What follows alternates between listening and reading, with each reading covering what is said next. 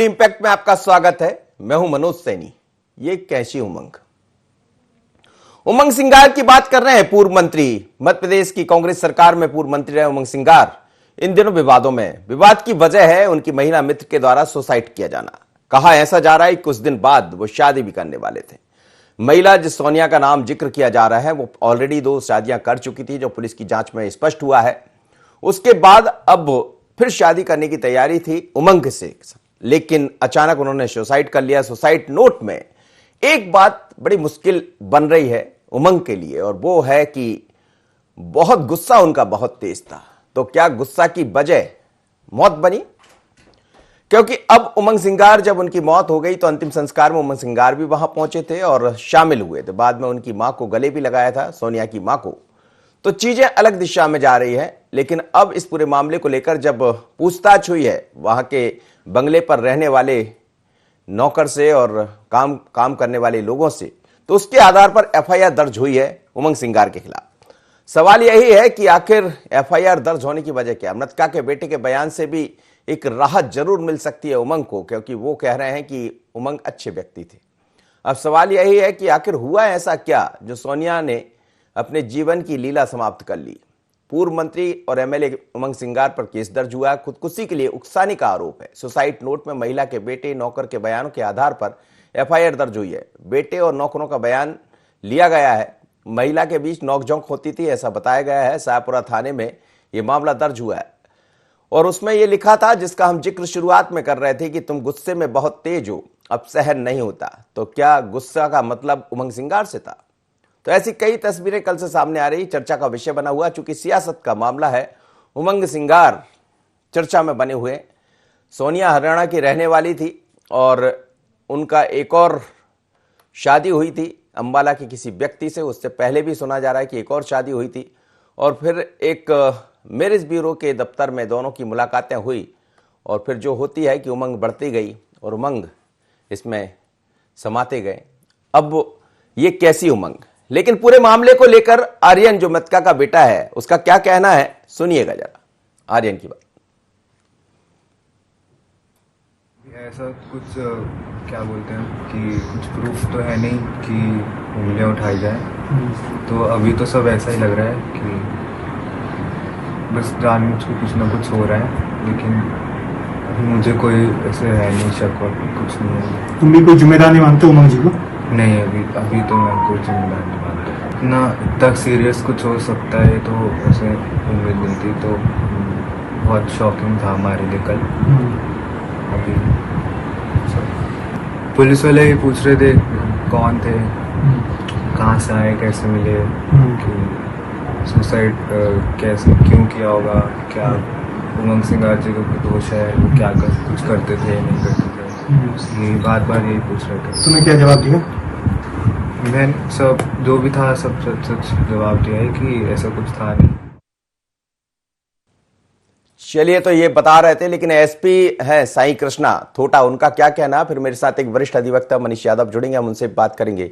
साई कृष्णा थोटा का भी सुन लेते हैं कि आखिर अभी तक जांच में कहां पहुंची है पुलिस।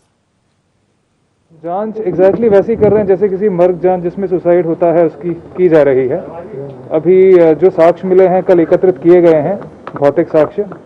मृतिका है, उसके जो परिजन हैं, जो उनका बेटा है और जो उनकी माता जी हैं, उनके स्टेटमेंट लिए गए हैं।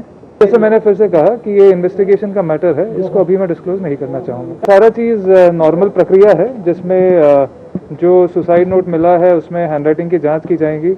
वो पता किया जाएगा कि वो सुसाइड नोट किसके द्वारा लिखा गया है, यदि उसमें कोई साइन है तो वो किसके द्वारा है। और जो भी इस टाइप के सारे उससे कनेक्टेड बिंदु आते हैं, जो भी सीज्ड मटेरियल है वो सीज्ड मटेरियल की जांच की जाएगी और इसके बाद ही निष्कर्ष पे। ये दोनों मित्र हैं और वो उनसे मिलने के लिए यहाँ पे आई थी, बस इतना बता सकते हैं। तो साई कृष्णा ये कह रहे हैं कि दोनों की दोस्ती थी, वो उससे मतलब उमंग सिंगार से मिलने आई थी। अब वो कब से थी, कितने दिन से? कहा जा रहा है करीब 22-23 दिन से बंगले पर रुकी हुई थी। उसके बाद दोनों के बीच में नोकझोंक होती थी, जैसा पूछताछ में सामने आया। मेरे साथ इस वक्त मनीष यादव जुड़ रहे हैं। तकनीकी रूप से और कानूनी रूप से क्या इसमें हो सकता है, उनसे समझ लेते हैं। मनीष जी, स्वागत है आपका। उमंग सिंगार का मामला आप देख रहे होंगे और आप लोग के सामने ऐसे तमाम मसले आते रहे होंगे। क्या किसी सुसाइड नोट में यदि ये लिखा हो अंतिम लाइन में कि मेरी मौत का जिम्मेदार कोई नहीं होगा, उसके बाद मुकदमा दर्ज हुआ है पूछताछ के बाद, तो क्या मुश्किल में पड़ सकते हैं उमंग सिंगार? नहीं, मुझे नहीं लगता। वैसे तो जैसे अभी एसपी साहब ने खुद ने ये कई चीजें बताई कि धारा मर्ग कायम करके 174 सीआरपीसी में एक लंबी विस्तृत जांच होती है, उनकी हैंडराइटिंग एक्सपर्ट की रिपोर्ट आती है। इन परिस्थितियों के आधार पर पुलिस को नामजद कायमी, अगर पुलिस ने नामजद कायमी करी है तो मेरे हिसाब से जो मेरी ओपिनियन है वो गलत करी है। अभी पुलिस को एक लंबी जांच का मौका होता है, क्योंकि इस मामले में अगर पुलिस ने डायरेक्ट उनके खिलाफ नामजद कायमी करी है तो वो कायमी एक प्री मैच्योर मानी जाएगी या अपरिपक्व कायमी मानी जाएगी, जैसा कि मीडिया रिपोर्ट में आ रहा है कि उमंग सिंगार के खिलाफ कायमी कर ली गई है। और एसपी साहब अभी चूंकि इसलिए नहीं डिस्क्लोज कर सकते क्योंकि ये मामला अभी इन्वेस्टिगेशन का है। तो मेरा इसमें ये मत है कि उसका जो सुसाइड नोट है जो मीडिया में आया है उसने स्पेसिफिक ना तो इनका नाम लिया है, उनके बच्चों के भी स्टेटमेंट आए हैं, और जो शमशान घाट का फोटो है उसमें वो उनकी मृतका की मां से लिपट के रो रहे हैं। इन परिस्थितियों को देखते हुए मुझे नहीं लगता कि किसी भी प्रकार का 306 का प्रकरण, आत्महत्या से प्रेरित करने का प्रकरण इनके खिलाफ बनता है। उमंग सिंगार के खिलाफ परिस्थितियां अगर लड़ाई झगड़ा करते भी थे तो भी 306 और 107 जो सीआरपीसी में व्याख्या कर रखी है आत्महत्या के लिए प्रेरित करने की, वो किसी भी परिधि में उमंग सिंगार आरोपी नहीं बन सकते। जहां तक के सुप्रीम कोर्ट की कई नाजीर दी गई है कि सून बिफोर डेथ यानी मृत्यु के पूर्व अगर इनके बीच कोई घटनाक्रम घटित हुआ है उस पर जांच करके अगर पुलिस को कोई मटेरियल मिलता है तब जरूर उमंग सिंगार मुसीबत में पड़ सकते हैं। पर अभी जहां तक देखा जा रहा है कि उमंग सिंगार उस समय बंगले में मौजूद भी नहीं थे जिस समय उसने ये सुसाइड किया है। और आपने उसकी प्रीवियस हिस्ट्री बताई है कि उसका दो बार विवाह हुआ था, पुराने पति से उसका बेटा भी था, तो कहीं ना कहीं मानसिक रूप से वो परेशान रहती थी। उसमें उमंग सिंगार को या जो भी उसका होने वाला पति था उसको जिम्मेदार मान लेना, मुझे नहीं लगता कि ये एफआईआर टिक पाएगी। अगर नामजद एफआईआर उनके खिलाफ की गई है तो ये एफआईआर हाईकोर्ट तुरंत निरस्त कर देगा, एफआईआर में कोई दम नहीं रहेगा।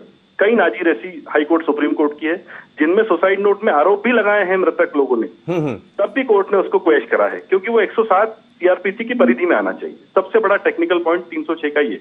जी जी, चलिए मेरे साथ इस वक्त आप बने रहिएगा। अखिलेश द्विवेदी भी जुड़ रहे हैं, रिटायर्ड डीएसपी है और लगातार कई मामलों में अच्छी तफ्तीश की, एक अलग नाम रहा है अखिलेश द्विवेदी जी का। अखिलेश जी, आपका स्वागत है। क्या कहेंगे आप इस पूरे मसले को लेकर? आपकी जानकारी में आया होगा उमंग सिंगार पर मुकदमा दर्ज हुआ। मुकदमा दर्ज इस बाबत हो गया कि नौकरों से जो बयान हुए उसके आधार पर, लेकिन सुसाइड नोट में कहीं ऐसा कोई जिक्र नहीं है जिससे ऐसा लगता है कि उमंग की मुश्किलें बढ़ेंगी। क्या कहती है पुलिस की जो जांच पड़ताल होती है, क्या इसमें आगे चलकर उमंग सिंगार मुश्किल में पड़ सकते हैं? जी बिल्कुल, ये प्राइमा फेसी जो भी एविडेंस मिले होंगे पुलिस को उस पर मुकदमा कायम करना आवश्यक हो जाता है। अब ये जांच का विषय है कि आगे जाकर इस जांच में वो बचते हैं या उन पर आरोप सिद्ध होते हैं। जी जी, नहीं लेकिन कैसे मुकदमा दर्ज किया जा सकता? वकील साहब जुड़े हैं मेरे साथ, वो कह रहे हैं कि ये मुकदमा भी यदि दर्ज हुआ है तो कहीं ना कहीं शायद इसमें एक विचार करना चाहिए था, जैसा वो एविडेंस के आधार पर बता रहे हैं। वो सुसाइड नोट मिला है, उसमें आपका नाम है और आप के सर्वेंट्स वगैरह के बयान लिए होंगे पुलिस ने कुछ ना कुछ उसमें लिखा होगा, देखा होगा, तो उस पर मुकदमा कायम किया। उसमें एक जिक्र है सुसाइड नोट में कि वो बहुत गुस्से में थे और उन्होंने कहा कि आपका गुस्सा बड़ा तेज है। तो क्या गुस्सा बड़ा तेज है, इतना बार लिख देने मात्र से ये स्पष्ट हो रहा है कि गुस्से के कारण परेशान रही होगी जो मृतका है और उसने सुसाइड कर लिया होगा? हाँ, यह हो भी सकता है। जब उसने गुस्सा शब्द का और ये सब लिखा है तो कुछ ना कुछ तो उस पर होगा जरूर। तो पुलिस इसको आधार बना सकती है क्या? जी जी बिल्कुल बना सकती है। कभी आपके जीवन में इतने लंबे कैरियर में कोई ऐसे मामले आए हैं जब आपने पहले जरूर लिखा हो सुसाइड नोट में कि इसका जिम्मेदार कोई नहीं होगा, बाद में जांच की तो उसका जो भी जिम्मेदार रहा वो सामने आया हो?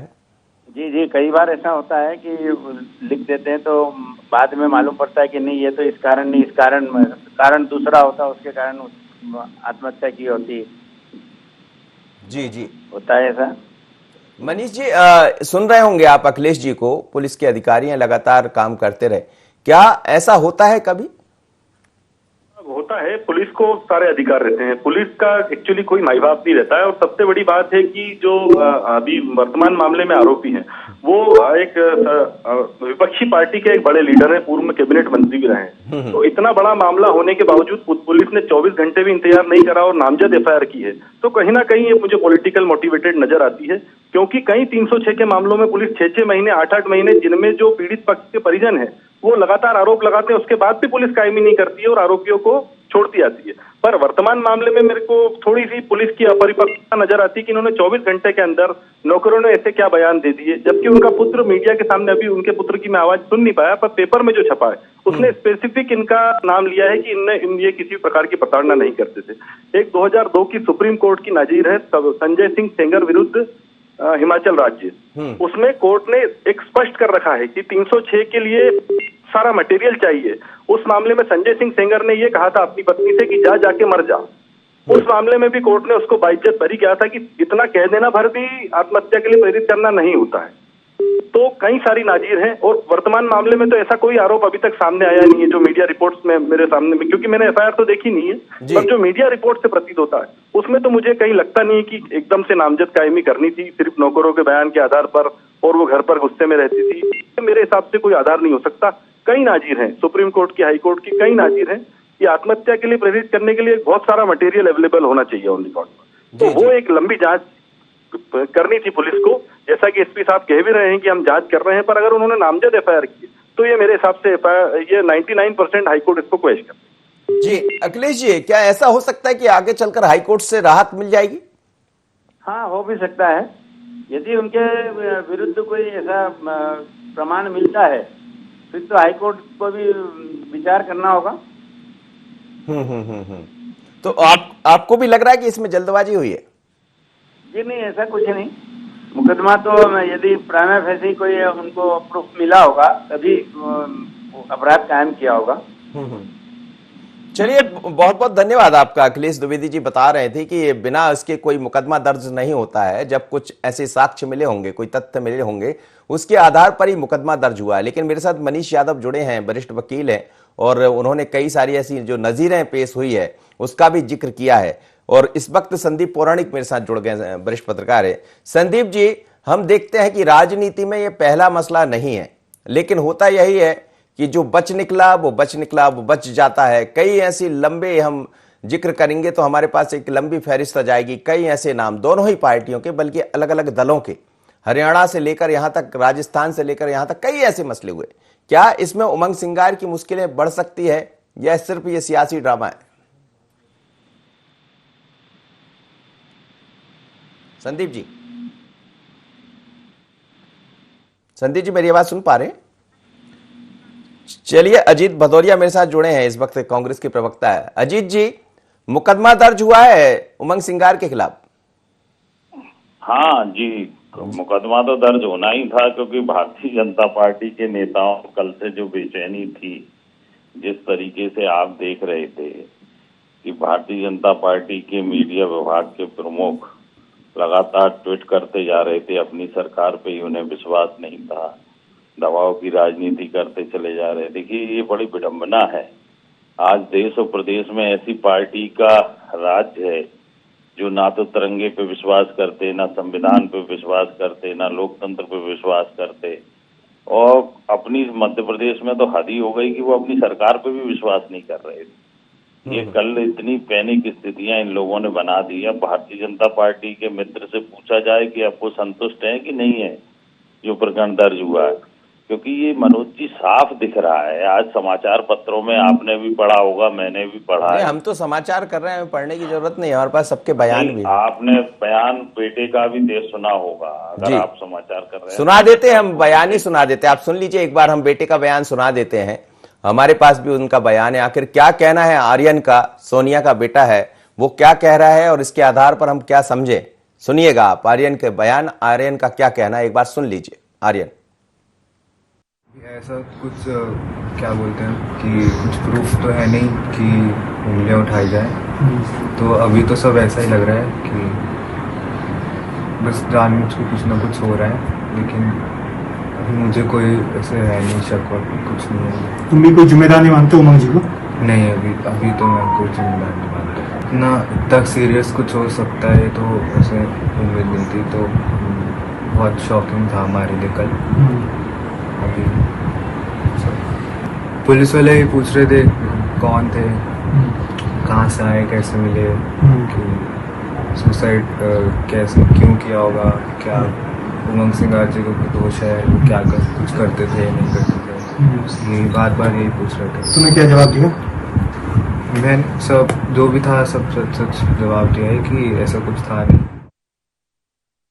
अजीत जी मेरे साथ चेतन जी भी जुड़ गए और मनीष जी भी जुड़े हैं मेरे साथ, उनसे भी एक बार मैं बात करूंगा, उसके बाद फिर उनका धन्यवाद अदा करेंगे। जी अजीत जी अपनी बात पूरी कीजिएगा।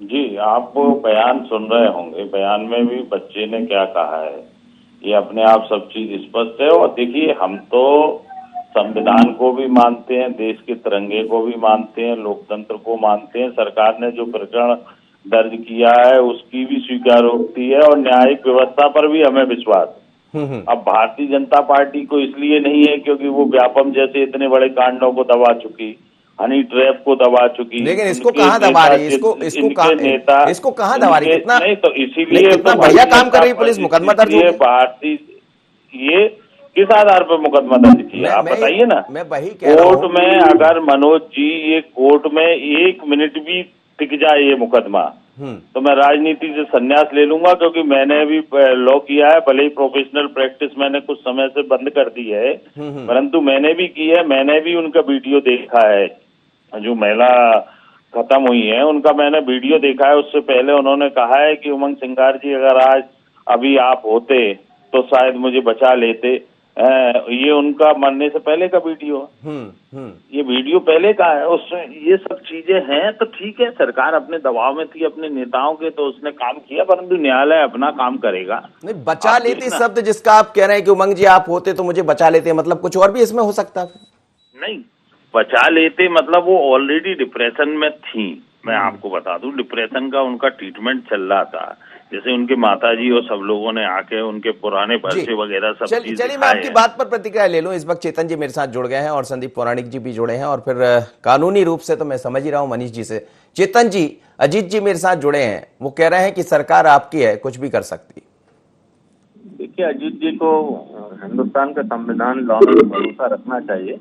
अभी आप खुद कह रहे हैं मैं वकील हूँ, मैं प्रैक्टिशनर रहा हूँ, ऐसा नहीं कर रहा हूँ, तो आपको भी पता है कि सरकार कोई भी ऐसा कदम नहीं उठाएगी जिससे सरकार की छवि को बट्टा लगे।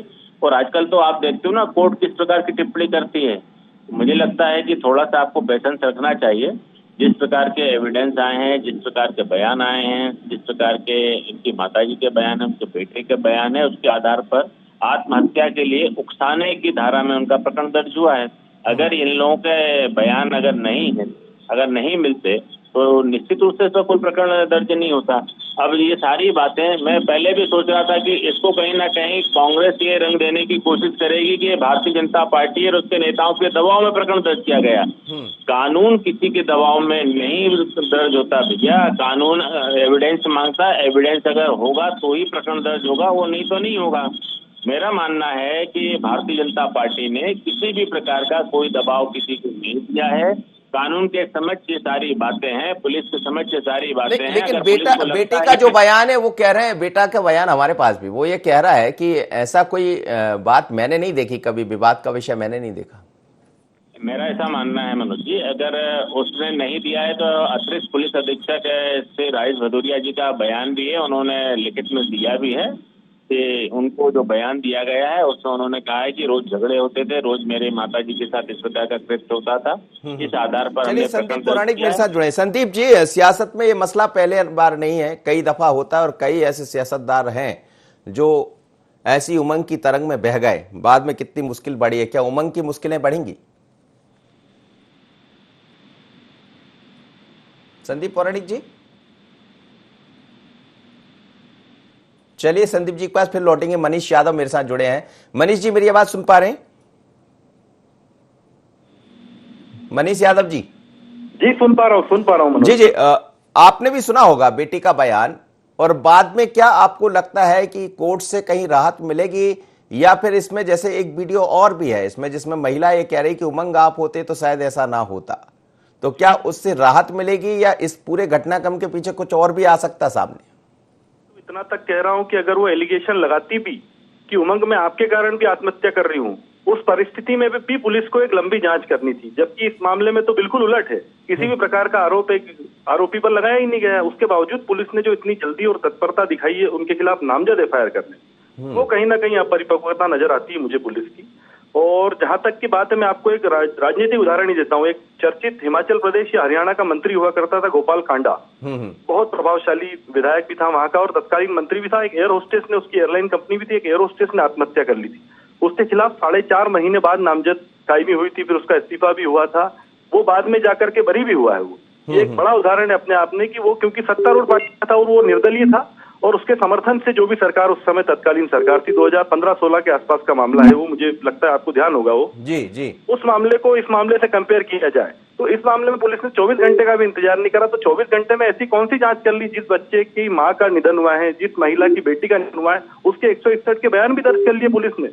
तो मुझे कहीं ना कहीं इसमें पुलिस की थोड़ी सी जल्दबाजी नजर आती है। अब उसके पीछे जो भी राजनीतिक दबाव रहा हो, तो इन सब परिस्थितियों का, और ओपनली उनका बेटा कह रहा है कि इस तरह की कोई बात ही नहीं थी, तो उस बेटे को क्या डर कि वो मीडिया के सामने उनको बचाएगा आरोपी को और पुलिस के सामने बयान में उसके खिलाफ देगा। जी, तो जो परिस्थिति मुझे लग रही है। चलिए सर, बहुत बहुत धन्यवाद। मनीष जी आप मेरे साथ जुड़े, संदीप पौराणिक जी मेरे साथ जुड़े हैं, वरिष्ठ पत्रकार। संदीप जी, मेरा क्वेश्चन आप सुन पाए थे?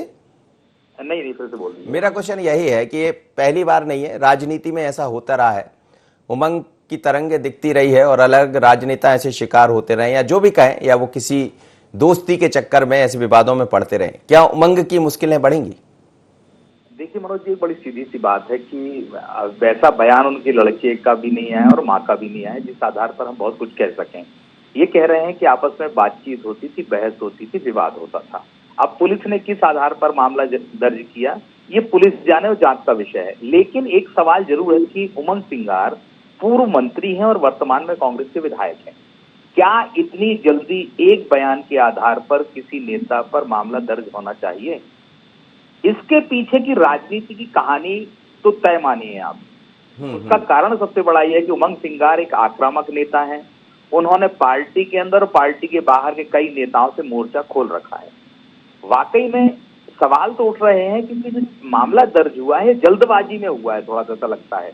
और अगर ये मामला स्थायी रहा और पुलिस की कार्रवाई आगे बढ़ी और वाकई में सोनिया जिसने सुसाइड किया है उसकी मां का बयान और पुत्र का बयान आने वाले समय में उमंग सिंगार के खिलाफ खुल के चला गया तो मुश्किलें तो बढ़ना तय है।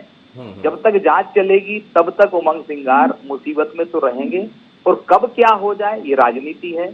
और पुलिस, हमेशा ये जानते हैं लोग कि पुलिस सरकार का कहीं ना कहीं तो इशारा होता है और विपक्षी दल का नेता है, तो हमें ये मान के चलना चाहिए कि इसमें राजनीति भी है।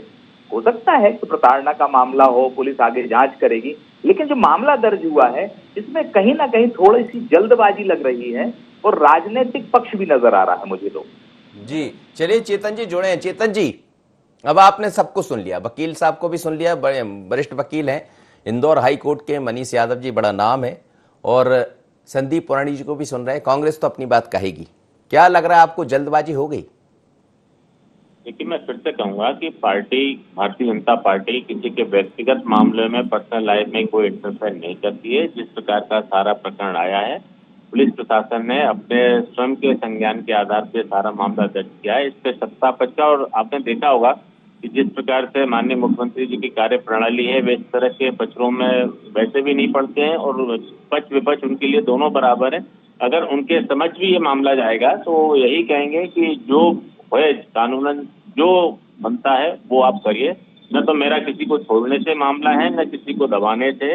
कानून अपना काम करेगा, ऐसा मैं जरूर कहूंगा। और जिस प्रकार के आरोप भारतीय जनता पार्टी पर लगाने की कांग्रेस है उसके नेता कोशिश कर रहे हैं, मुझे लगता है उनको इस प्रकार के आरोप लगाने से बचना चाहिए। हो सकता है वे कसूरवार भी हो सकता नहीं भी हो, तो जांच का विषय है ना, पुलिस को जांच करने दीजिए। अजीत भदौरिया जी, आप यदि आपको लग रहा है कि ऐसा कुछ नहीं है तो क्या कांग्रेस साथ खड़ी होगी उमंग सिंगार की? देखिए, साथ खड़े होने ना होने का प्रश्न नहीं है। कांग्रेस पार्टी न्याय के साथ खड़ी। अगर वैसा जांच में निकल के आएगा कि उस महिला के साथ अन्याय हुआ है, उस महिला के साथ जाति हुई है, तो कांग्रेस पार्टी उसके साथ खड़ी। अगर ऐसा लगता है कि उमंग सिंगार जी के साथ भारतीय जनता पार्टी के लोग द्वेषपूर्ण कार्रवाई कर रहे हैं, तो कांग्रेस पार्टी तो है ही कंधे से कंधा मिलाकर। कांग्रेस पार्टी की वो सम्मानीय विधायक है, पूर्व मंत्री। पहली चीज उमंग सिंगार कांग्रेस के अंदर खूब चर्चा में रहे जी। अब मेरी बात सुनिए, पहले मेरी पूरी बात हो जाने दीजिए आदरणीय। कि क्या है कि भारतीय जनता पार्टी के लोग, चेतन जी तो भारतीय जनता पार्टी के बहुत भले और साफ गोई बात करने वाले प्रवक्ताओं में से एक हैं। कल आपसे इसी समय चर्चा के दौरान भारतीय जनता पार्टी की महिला पैनलिस्ट थी नेहा जी, उन्होंने तो चर्चा के दौरान, आप भी थे, उन्होंने तो स्पष्ट कह दिया था कि हत्या हुई है। और भारतीय जनता पार्टी के मीडिया विभाग के प्रमुख लोकेंद्र पाराशर जी, शिवराज सिंह जी और डीजीपी को लगातार टैग करते हुए ट्वीट करते चले जा रहे थे कि ये फलाना केस पार्ट 2 है, ये ढिकाना केस पार्ट 2 है। इन चीजों को लगातार, तो जिस तरीके से भारतीय जनता पार्टी के लोगों ने माहौल बनाया, उससे पुलिस और प्रशासन और सरकार के लोग दबाव में आए और आनंद फानंद में, जैसे अभी आदरणीय मनीष जी ने भी कहा, वरिष्ठ अधिवक्ता ने, आदरणीय संदीप जी हैं हमारे साथ, उन्होंने भी स्पष्ट कर दिया कि जिस तरीके से आनंद फानंद में ये प्रकरण दर्ज हुआ है इतने शॉर्ट टर्म में और बिना कोई बयानों के, आप माता जी के बयान चलिए मैं समझ सकता हूँ अजीत जी।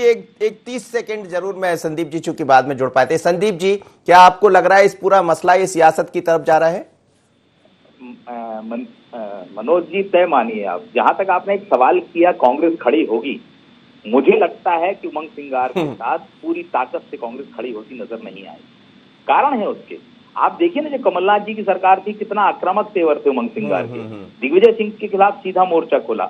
और आपको एक चीज और नहीं भूलना चाहिए कि सिंधिया जी, जो उमंग सिंगार लगातार सिंधिया पर भी हमला करते रहे हैं, वो इस समय भाजपा में है। तो मुझे ऐसा लग रहा है कि ये घटनाक्रम है, इसकी जांच होनी चाहिए और दोषी है तो कार्रवाई होनी चाहिए, लेकिन सियासत तो नजर आएगी मनोज जी। चलिए, तो हमें भी इंतजार रहेगा कि हम तो समझ रहे हैं कि आखिर क्या होगा मसला, लेकिन कई बार ऐसे मामले। आप सभी मेहमानों को बहुत धन्यवाद। पर सवाल यही है कि आखिर कहां हनी मनी के सवाल उठते रहे हैं।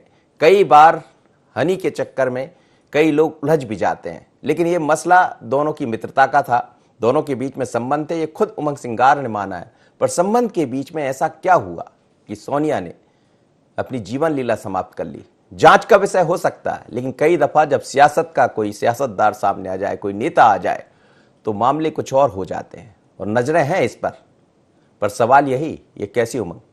मुझे दीजिए इजाजत, बने रहिए IND 24।